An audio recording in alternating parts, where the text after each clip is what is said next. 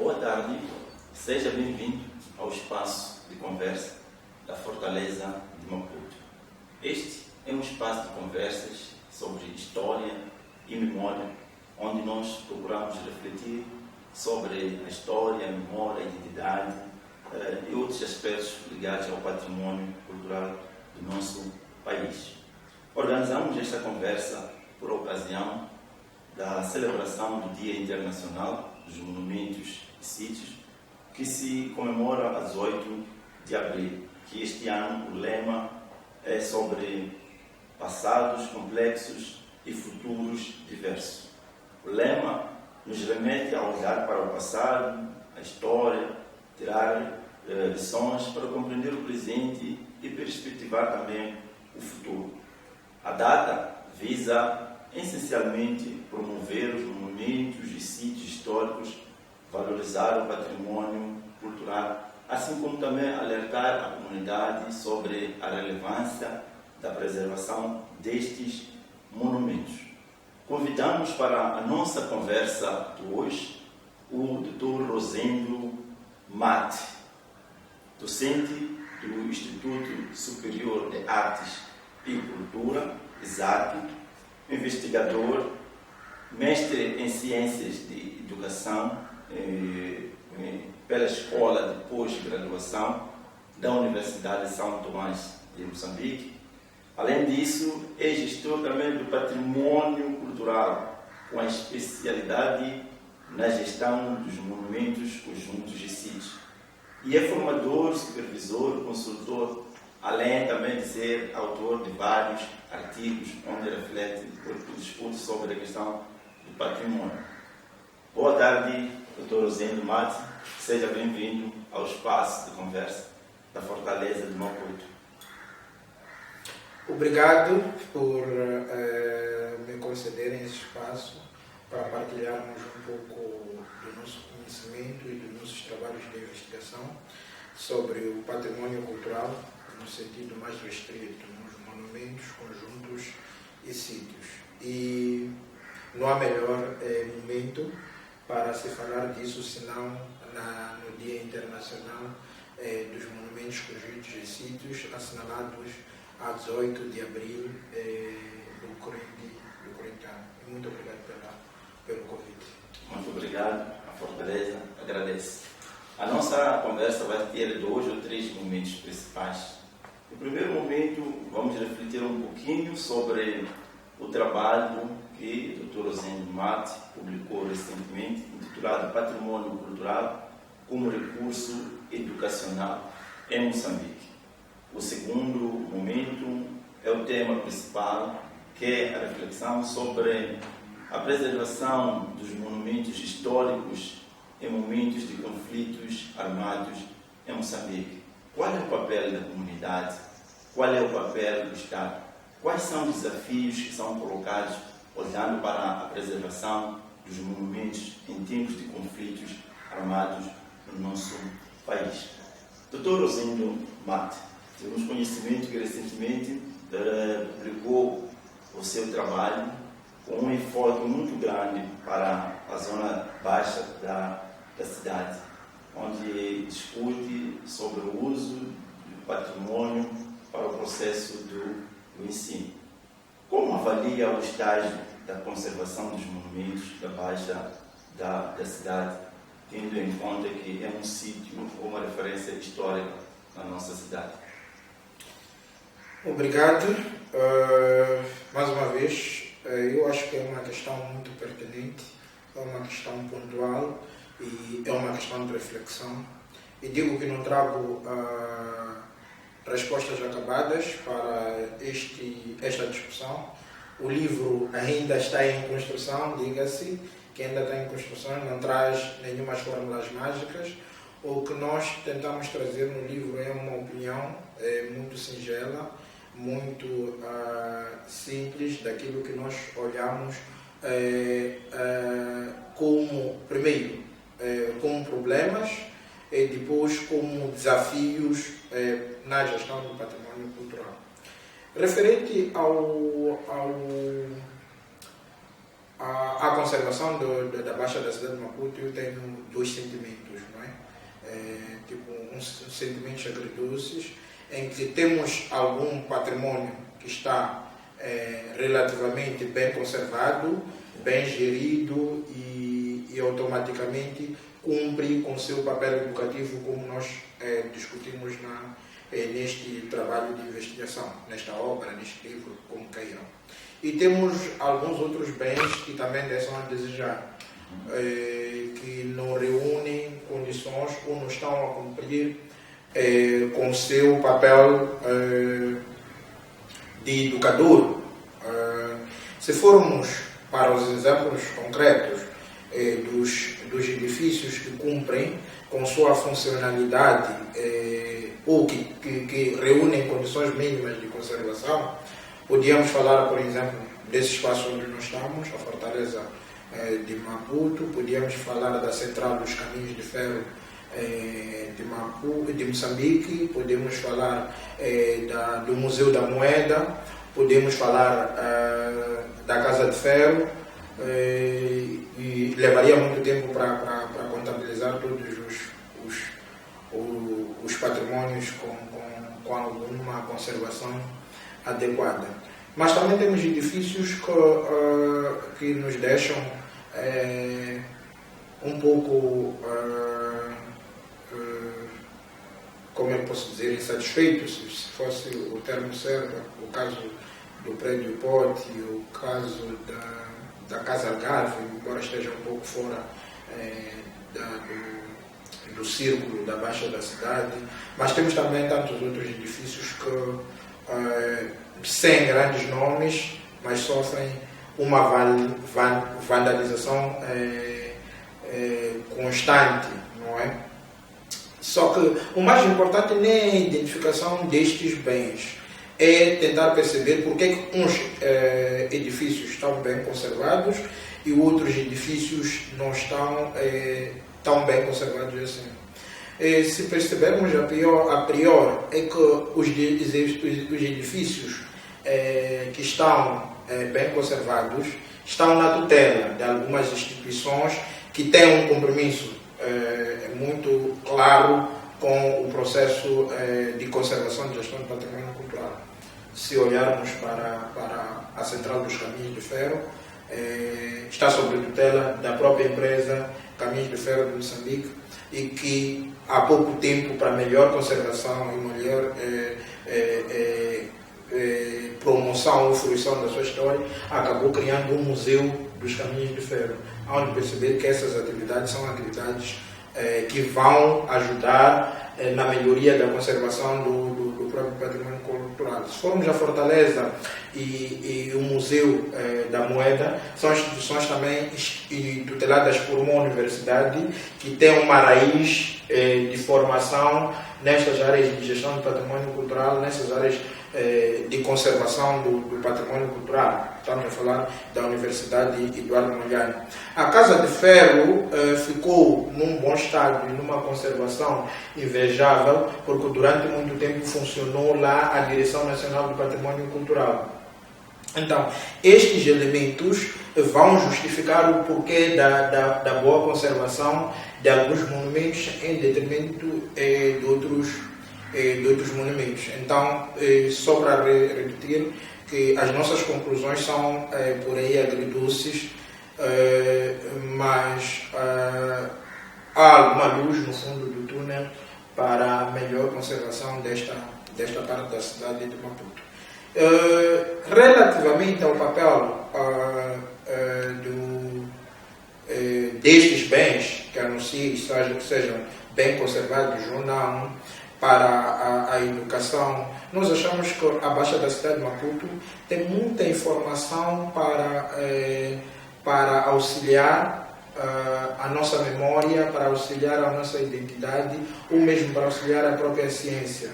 Se prestarmos atenção, nós discutimos neste livro que o começo da urbanização de Moçambique parte por esta zona baixa da cidade de Maputo e vai se alongando pelas zonas periféricas, se formos a falar de Machacane, dos Mafalalas e tantas outras zonas.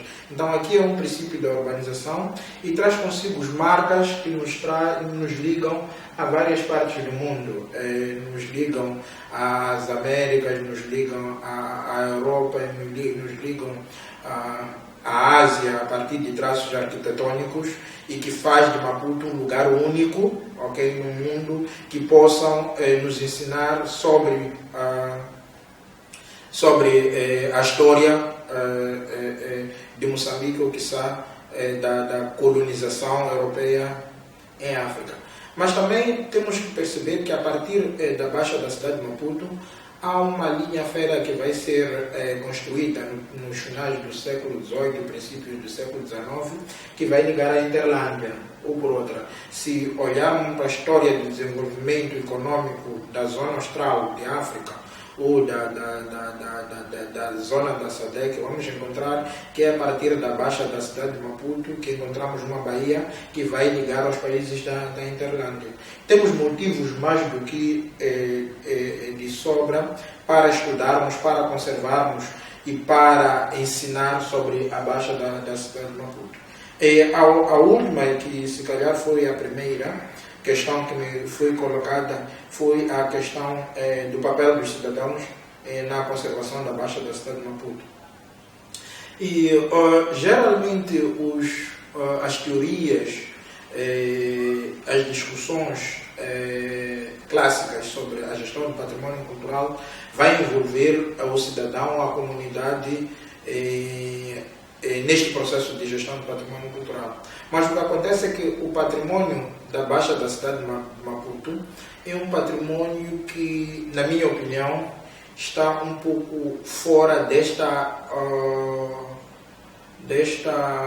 comunicação entre comunidade e instituição.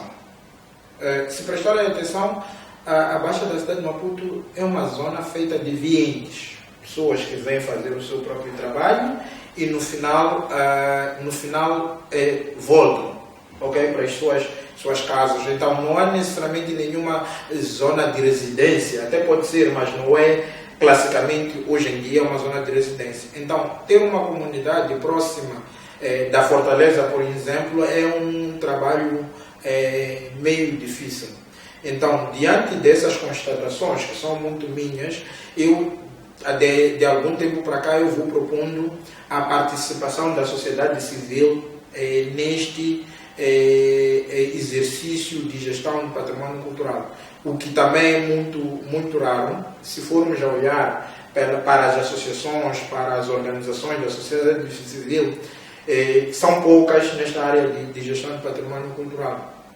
As existentes são mais para a cultura no seu processo mais imaterial do que necessariamente o material. Então, o envolvimento da sociedade civil, o envolvimento de instituições privadas, o envolvimento das universidades, o envolvimento da imprensa, este conjunto todo, esse pacote todo, faria a sociedade civil e nos ajudaria de uma forma muito melhor na gestão do património cultural. Por fim, ainda sobre o livro, a questão da escolha da Fortaleza e do Museu da Moeda neste processo para este livro. Na verdade, o pretexto da escolha desses dois locais parte de uma reflexão sobre a sustentabilidade do património cultural. E dizemos nós no livro que a sustentabilidade cultural, muitas das vezes, olha-se a sustentabilidade como fatores econômicos, ok? Mas a sustentabilidade tem que ser olhada em várias frentes. Tem que ser vista, obviamente, em questões econômicas, tem que ser vista em questões sociais, tem que ser vistas em questões ambientais, tem que ser vistas em questões também culturais, que é a nossa preocupação neste livro. E escolhemos a Fortaleza e o Museu da Moeda como uma das poucas instituições que trazem contigo este cruzamento, ok? Tentam, de alguma forma, rentabilizar os seus locais, sem esquecer consigo várias atividades de preservação de preservação, do turismo e, acima de tudo, da educação, que é este o papel primário, o papel primário do património cultural. Mas nós não trazemos só coisas boas, trazemos até alguma crítica na questão, por exemplo, do tipo de eventos que são trazidos nesses locais, o que podem trazer alguma degradação neste mesmo património. Em vez de trazer uma preservação ou conservação, há algum tipo de eventos que são levados nestas instituições que contrariam a lógica da conservação e trazem consigo a degradação. E um exemplo que nós sempre levamos em conta é a capacidade de carga dos locais. Na Fortaleza, usa-se, cedem o seu espaço, por exemplo, para casamentos. Seria esta atividade adequada para um local de património cultural?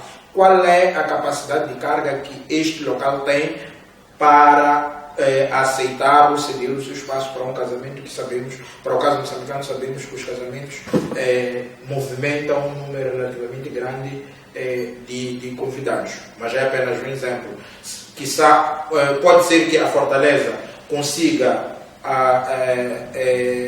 carregar 200 pessoas, mas já não pode ser o mesmo caso com o Museu da Moeda. Então, esta é a reflexão que a gente traz em torno de sustentabilidade para os espaços escolhidos. Então, em torno do livro, o que me refere a essas alturas, aliás,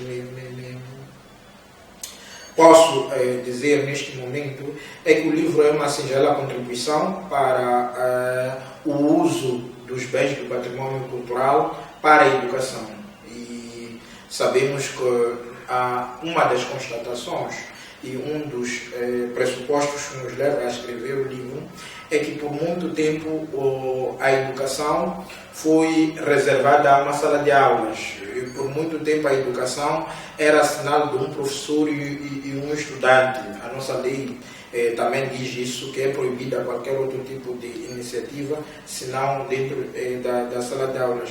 Mas ao longo do nosso processo histórico vai-se abrir um espaço, a partir da Lei 10/88, a partir das políticas dos monumentos e dos museus, que o património cultural pode ser uma alternativa, pode ser um recurso válido para este processo educativo.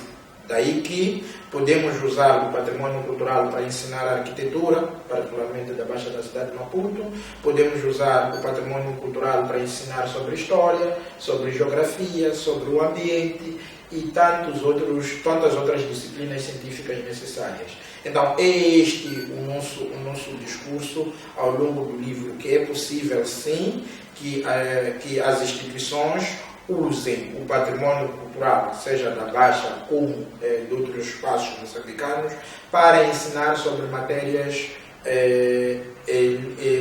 ligadas ao seu contexto. Então, de uma forma breve, é o que nós podemos dizer sobre este documento, que é resultado de um trabalho de investigação. Muito obrigado, Dr. Mato. Acabou abrangendo as outras áreas, uma reflexão interessante sobre o papel do património da Baixa da cidade. Para o estimado telespectador que acaba de entrar em sintonia, recordar que estamos na Fortaleza de Maputo, numa conversa sobre histórias e memória com o Dr. Rosendo Mate. A primeira parte, debruçamos principalmente na reflexão sobre o património cultural como recurso educativo. É uma obra recente que foi publicada, que está à nossa disposição. O segundo momento da nossa conversa é sobre os desafios da preservação do património Baixa da cidade, que nós fizemos referência, está num contexto de paz, de calmaria. Mas a mesma situação não se pode dizer da zona centro e alguns distritos do norte de Moçambique, em particular a província de Cabo Delgado. Dr. Mate, quais são os desafios que imperam numa região onde há patrimônio, ao mesmo tempo conflitos armados? Ok. Obrigado mais uma vez. As questões são tão pertinentes quanto atuais e é um momento que é importante que qualquer moçambicano e qualquer cidadão também se preocupe com estes conflitos armados. E os gestores de património cultural não ficariam alheios a esta situação que é atual. Devíamos dar a nossa contribuição. E a nossa contribuição há de ser necessariamente mais teórica e mais conselheira do que necessariamente efetiva, como podíamos ser como cidadãos. Não é? E gosto muito do tema que me foi proposto. É um tema, como estava a dizer, atual e que se enquadra também no lema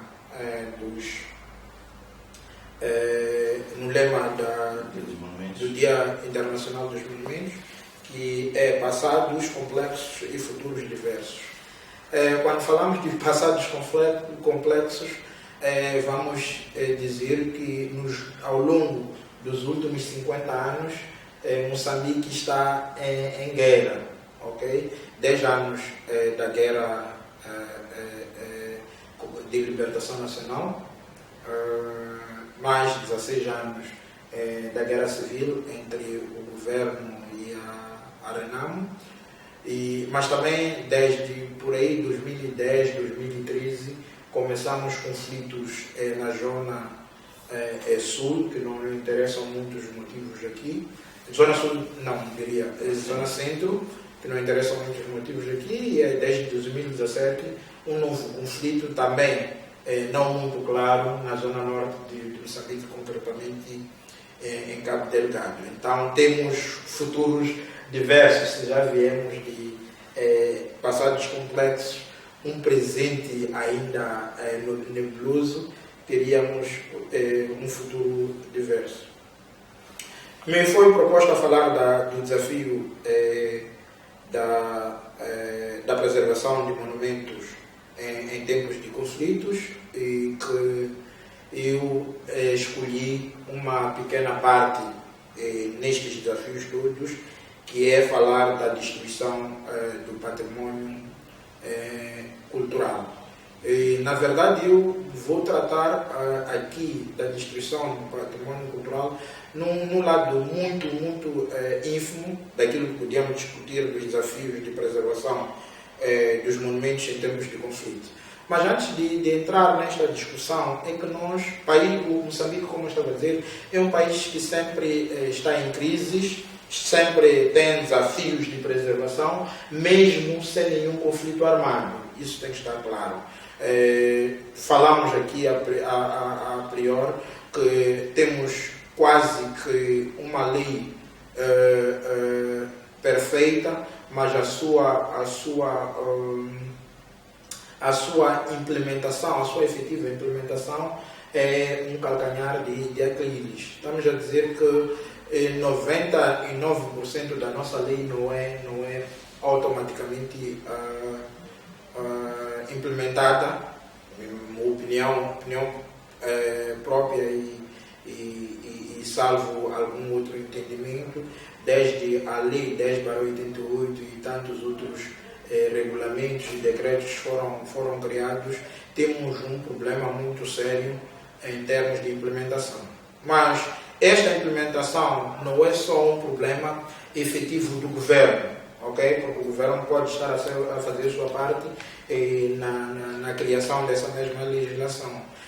Mas se calhar isso esteja também ligado à falta de técnicos na área cultural, à falta de gestores de património cultural, mas à falta de descentralização desta mesma legislação para o local certo, onde são, podemos falar dos locais de património, estamos a falar Então, são vários fatores que podem acrescer a um conflito militar. Estamos a dizer que já temos um problema de base na preservação do patrimônio cultural. Imaginem em tempos de maior crise, que é conflito, sem querer falar de um tempo que também estamos a passar por uma pandemia mundial, que é a Covid. Eu vou me socorrer da minha veia de historiador para mostrar que, primeiro, que o processo de preservação do patrimônio cultural em momentos de conflitos militares não é só uma experiência moçambicana, ok? E já há tempos temos muitas histórias sobre a distribuição do patrimônio cultural, muitas das vezes por causa das guerras. Temos, por exemplo, a questão da destruição do patrimônio cultural em outras partes do mundo, caso do Afeganistão, caso do Iraque, da Líbia, da Síria, entre outros sítios. E dentre esses atentados ou dessas destruições, podemos destacar, por exemplo, os grupos extremistas que destruíram 2 esculturas de Buda, que eram as esculturas do século V e que foram classificados como patrimônio mundial em 2001. E os extremistas do Estado Islâmico e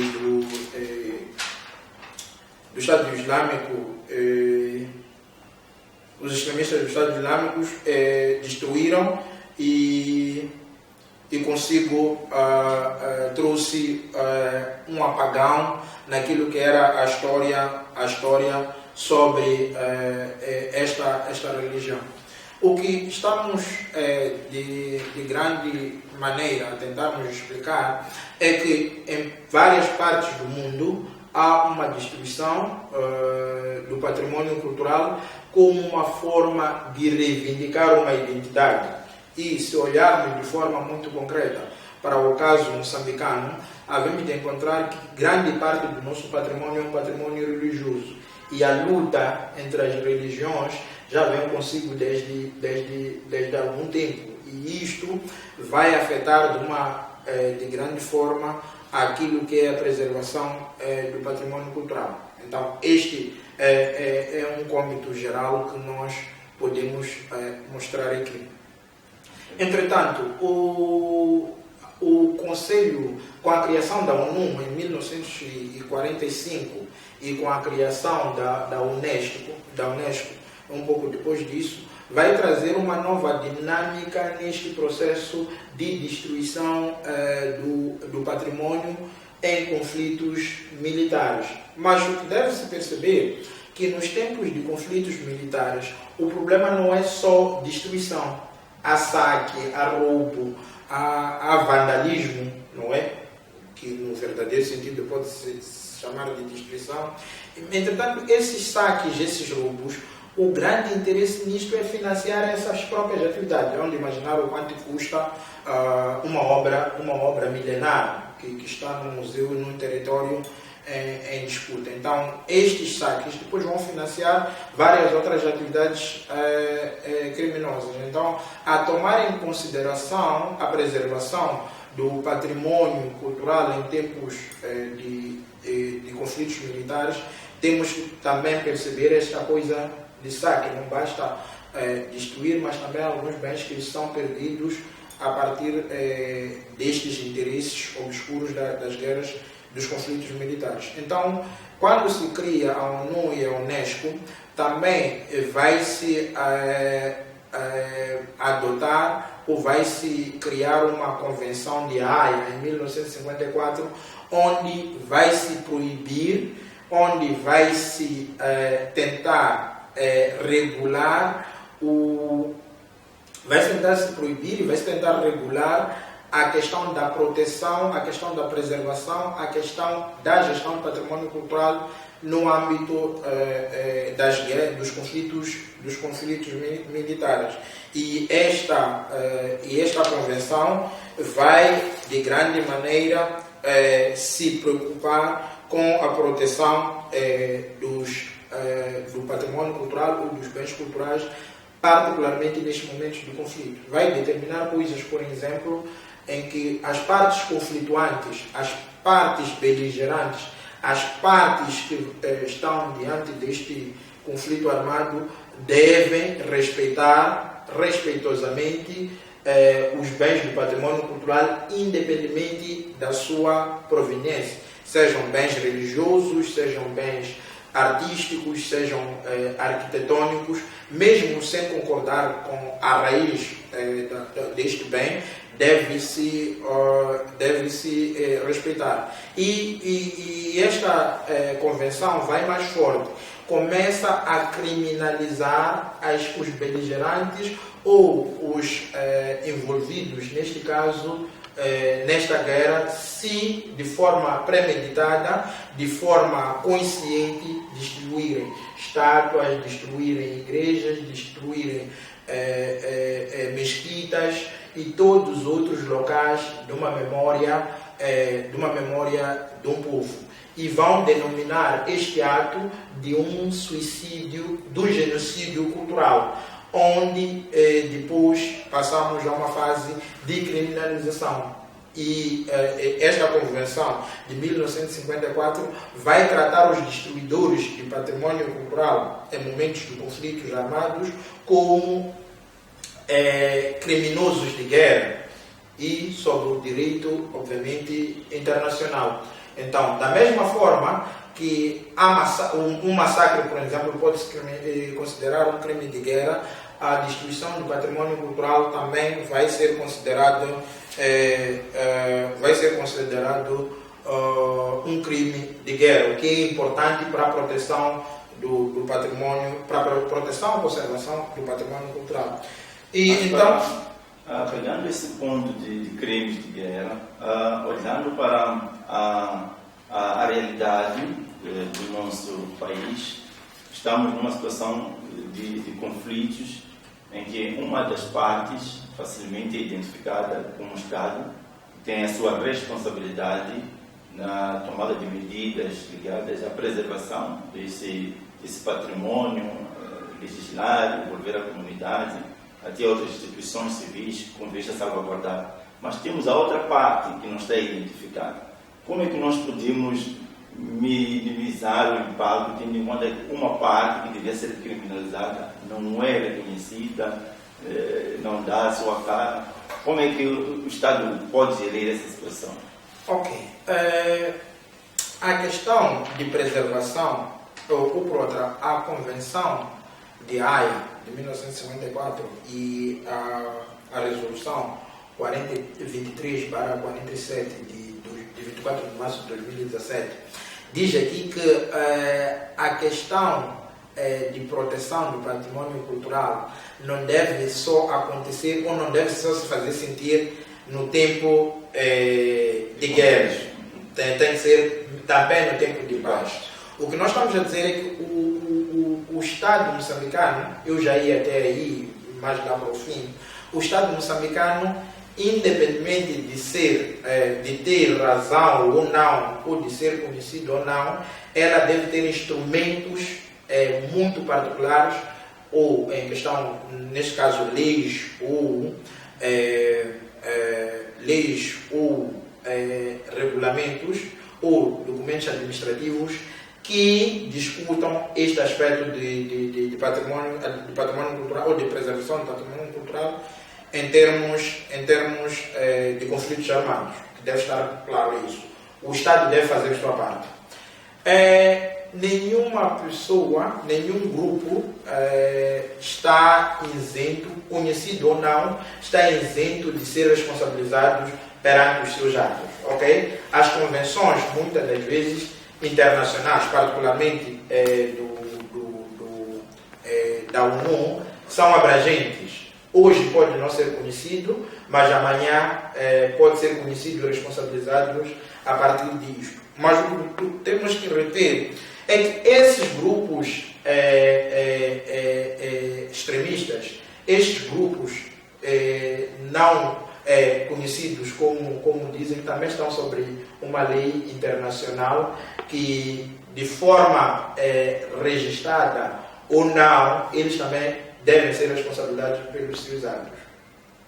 O que significa que muitos dos instrumentos publicados pela ONU e por grandes organizações internacionais de combate, por exemplo, ao terrorismo, são do conhecimento desses grupos. Pelo menos os líderes conhecem essas resoluções e estes instrumentos que dizem ou que alegam ou que protegem o patrimônio cultural no tempos de conflito armado. Só para colocar mais claro, a questão de saque, a questão de roubo, a questão de destruição do patrimônio cultural não é um assunto novo, ok? É um assunto que já leva mais de 3, 4 séculos, se formos a perceber, desde o período do iluminismo, que iam se roubando quadros e tantos outros bens de museus. Ou por outra, se prestarmos atenção, em algum momento esta coisa até era uma coisa lícita. O vencedor de uma guerra, por exemplo, tinha direito a apropriar-se de todos esses bens. Então, e chegou um tempo, como estava a dizer, particularmente com a criação da ONU, que vai tornar-se uma atividade ilícita. Numa forma que eu queria acrescentar só para o nosso conhecimento e para a melhor discussão disso, depois da Convenção de Haia de 1954, há um outro decreto, como eu estava a dizer, do Conselho de Segurança da ONU, de 24 de março de 2017, resolução 2347, que exige os membros desta organização, desta agremiação, a proteção muito especial dos bens de patrimônio cultural, particularmente quando estamos em situações de conflito. E esta resolução vai exigir, vai prever, vai propor por cada país membro que desenhe uma estratégia muito clara de preservação do patrimônio cultural, tanto em tempos de paz quanto em conflitos armados. E ainda traz até uma opção, para mim, muito interessante, que é, nos tempos de conflito, o território que tem consigo alguns bens, por exemplo, móveis, ou aqueles que dão para mover, podem ser transferidos para um outro local, ok? No período em que exista este desequilíbrio, podíamos transferir todos os bens para um local mais seguro. Entretanto, no pós-conflitos, há um prazo mínimo de até 6 meses para a devolução no in situ, okay? No local original dos mesmos bens. Esta é uma alternativa muito concreta naquilo que as Nações Unidas querem trazer para a proteção e a preservação do patrimônio cultural. Finalizando, vamos dizer que a destruição deliberada do patrimônio cultural é um crime de guerra e tornou-se uma tática para ofensa de alguns grupos. Por exemplo, quando se destrói uma estátua cristã, é uma vitória para os muçulmanos, não sei, aliás, para uma ala extremista dos moçambicanos, Passagaf.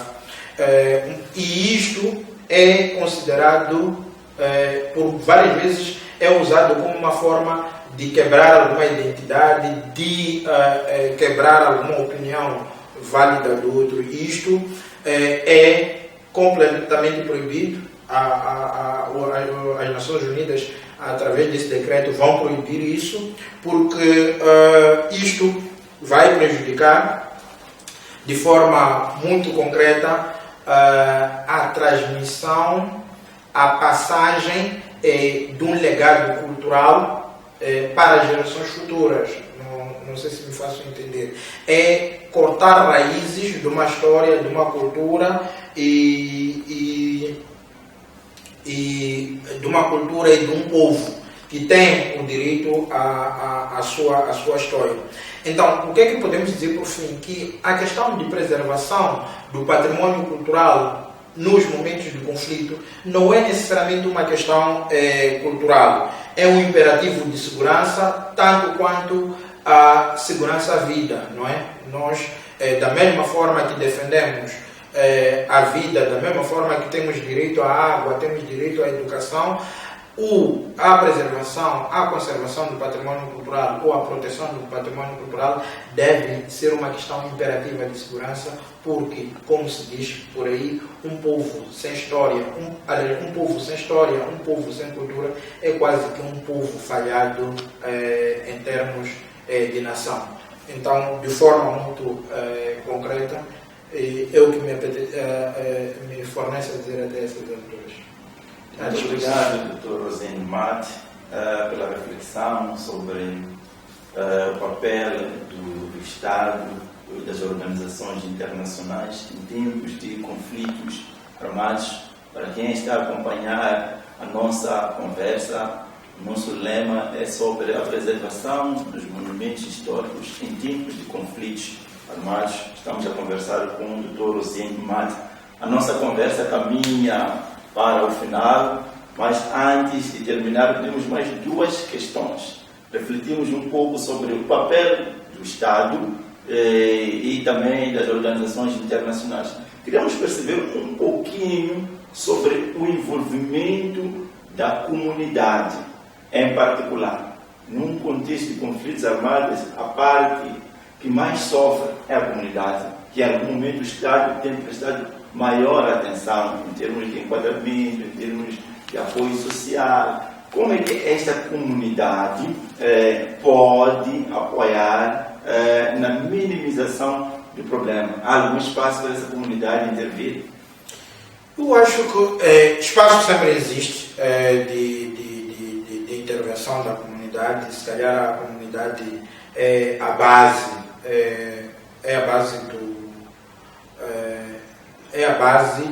da existência do Estado. Entretanto, aqui, antes de irmos para o papel da comunidade, o que nós temos que reter e temos que discutir é qual é a relação existente entre o Estado e esta mesma comunidade. Será que a comunidade é um mero espectador neste processo de gestão do bem público ou do bem social? O que eu estava a tentar explicar ao princípio, nesta discussão, é que nós somos um povo de constantes crises. E nestas crises, não sei se o Estado tem feito o seu devido papel, do envolvimento da comunidade para a resolução das mesmas crises, dos mesmos conflitos. Então, não podemos separar o patrimônio como uma área muito exclusiva. A tendência é esta, mas nós temos que olhar com alguma desconfiança sobre isso. Porque o patrimônio cultural é filha de um conjunto de outras coisas que vêm por cima. A cultura mãe. Temos a cultura, depois temos o patrimônio cultural. No patrimônio cultural temos o patrimônio imaterial, depois temos o patrimônio material. E no patrimônio material ainda temos o imóvel e o móvel. Então, isto pode nos trazer um grande debate e também é um processo muito complexo para o uso. Para o patrimônio imóvel que esteja nas mãos da comunidade, é muito fácil se deslocar com esse mesmo patrimônio para um outro espaço. Mas imaginemos para o patrimônio imóvel, é quase que impossível retirar do espaço do conflito. Mas dissemos aqui que a primeira pessoa, o primeiro bem que é valorizado em processos de conflitos armados é a vida humana. Então, a primeira coisa que a pessoa tem nesse espaço de conflito é, na verdade, retirar-se do espaço de conflito, a procurar outros locais mais seguros. Se calhar o papel da comunidade, para mim, é muito importante no pós-conflito, não é? a consciencialização da comunidade e o seu envolvimento, seja para a conservação, assim como para ganhar dividendos deste mesmo património, pode ser na reabilitação dos mesmos patrimónios, pode ser na questão do turismo, mas essas atividades são atividades que devem ocorrer também na paz. Não podemos só querer envolver a comunidade quando é reconstrução depois guerra. E antes dessa guerra, qual é a relação que nós temos com esta comunidade? Essa é a primeira questão que eu posso me deter. A segunda era? Okay. A segunda era sobre o papel da academia. Refletimos um pouco sobre o Estado, a comunidade, como acadêmico. Qual pode ser o contributo da academia em momentos de conflitos armados, olhando para a especificidade das suas tarefas? Ponho-me ali, porque chamam-me de acadêmico, não sei se sou, mas a academia eu tenho alguma experiência e posso contribuir com algumas ideias.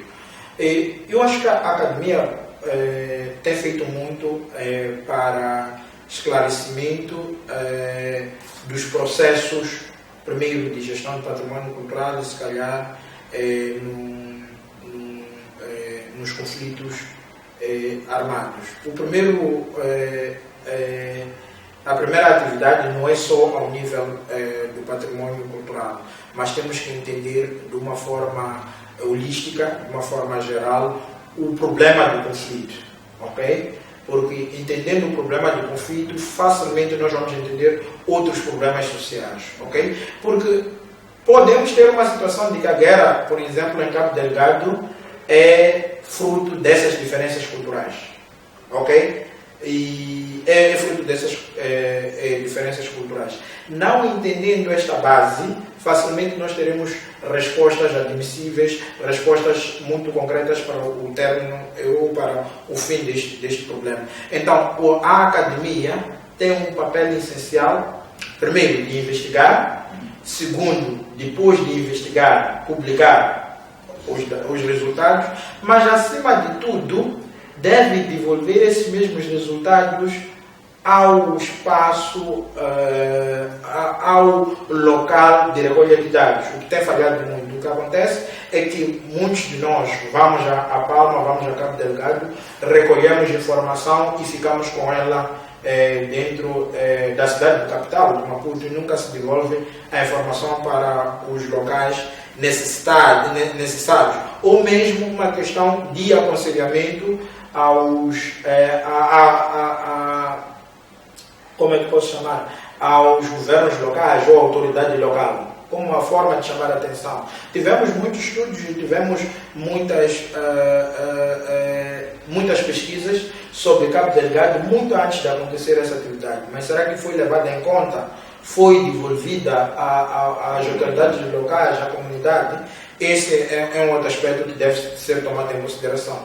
Mas um aspecto chave para mim, e entretanto complexo por vários motivos, falta de recursos, falta de políticas claras e falta de coordenação entre as instituições, é a questão da extensão universitária. Okay?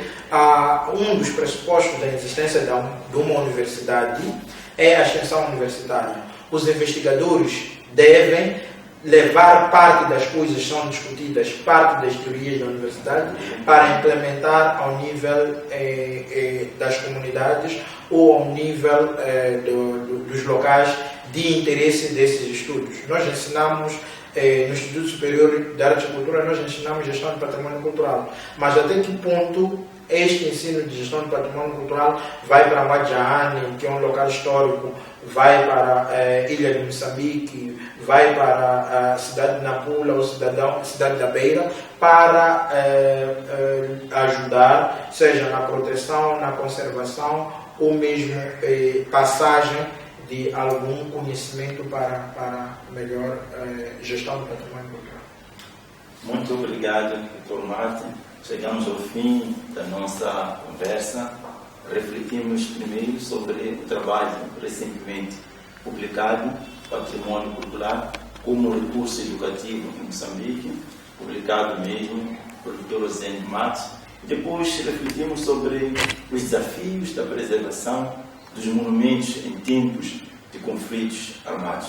Fizemos um passeio pela história, entramos no centro, Cabo Delegado, falamos do papel do Estado, das organizações internacionais, o envolvimento da comunidade e, por fim, o papel da academia. Além da pesquisa, que fez menção do Dr. Mate, faz referência que os resultados devem ser devolvidos à comunidade, desenvolvendo em particular a questão da extensão universitária. Considerações finais, Dr. Mate? Muito obrigado pelo convite. Espero que tenha ajudado em alguma coisa. Dizer que o livro está disponível. Podem contactar a mim pelas redes sociais, pelo Facebook Rosendo Mate, e tantas outras vias como pelo meu número de celular.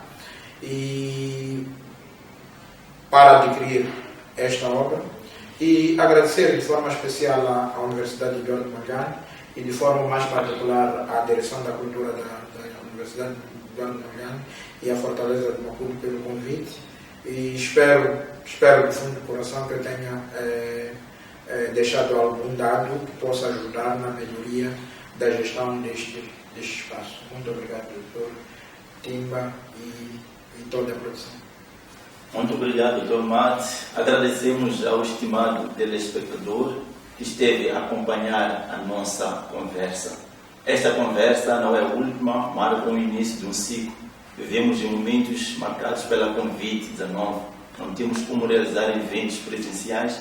Usamos essas plataformas para continuar a alimentar o nosso estimado ouvinte. Acompanhe a nossa página no Facebook, acompanhe a nossa página com a nossa conta no YouTube e mantenha-se informado sobre a dinâmica. Brevemente vamos celebrar o Dia Internacional dos Museus. Esperamos ter aqui uma conversa que possamos refletir sobre o papel dos museus na comunidade. Muito obrigado.